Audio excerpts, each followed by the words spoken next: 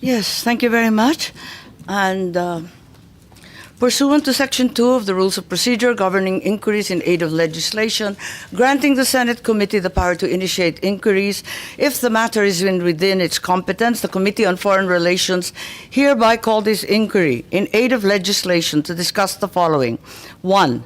The clarification of the involvement and the roles of the International Criminal Court, the International Criminal Police Organization, and the various government agencies in the arrest of former President Rodrigo Roa Duterte. Number 2, confirmation that measures were taken to ensure that the rights of former President Duterte under domestic laws and relevant treaties were properly protected throughout the process. And Number 3, that such other matters that may aid the committee in crafting necessary legislation on the coordination between Philippine authorities and international tribunals and law enforcement organizations. Ito po ang napanood ng buong bansa at ang tanging tanong, bakit natin isinuko ang isang kapwang Pilipino? Kung ang iyong kapatid ay inuusig, ipapasa mo ba sa kamay ng iba? Kung ang iyong ama o di kaya ang iyong lolo pa, matanda na at may sakit, kinakaladkad palabas ng inyong tahanan, manunood ka ba na parang wala lang? Ganito ang nangyari ngayon. Isinuko natin si Rodrigo Roa Duterte sa dayuhan na para bang wala siyang sariling bayan, na para bang hindi na natin kayang humusga sa sarili nating tahanan.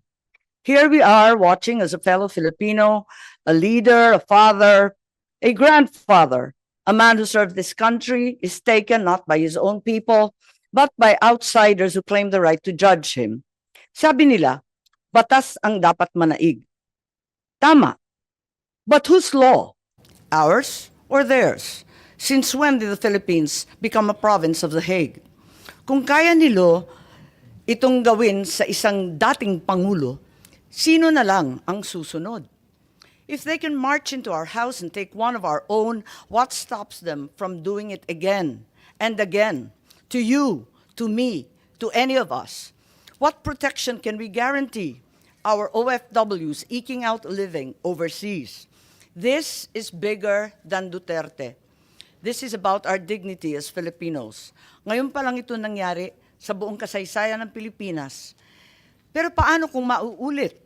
Paano kung sa susunod, ibang Pilipino naman, ang kinaladkad papalabas? The Senate will seek answers, and if there is indeed wrongdoing, we will make certain to put up safeguards so this never happens again. We are not here to fight, least of all, to fight each other. We are here to find the truth. Because a country that does not demand answers will always be at the mercy of those who dictate the questions. Ang hustisyang ipinapataw ng dayuhan ay hindi hustisya. Ito ay pang-aalipin. Ito ay pagkontrol. At mga kababayan ko, hindi tayo alipin.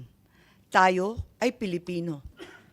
At kung Pilipino ka, hindi mo kailanman isusuko ang iyong kapwang Pilipino. Hindi mo isusuko ang iyong pagiging Pilipino.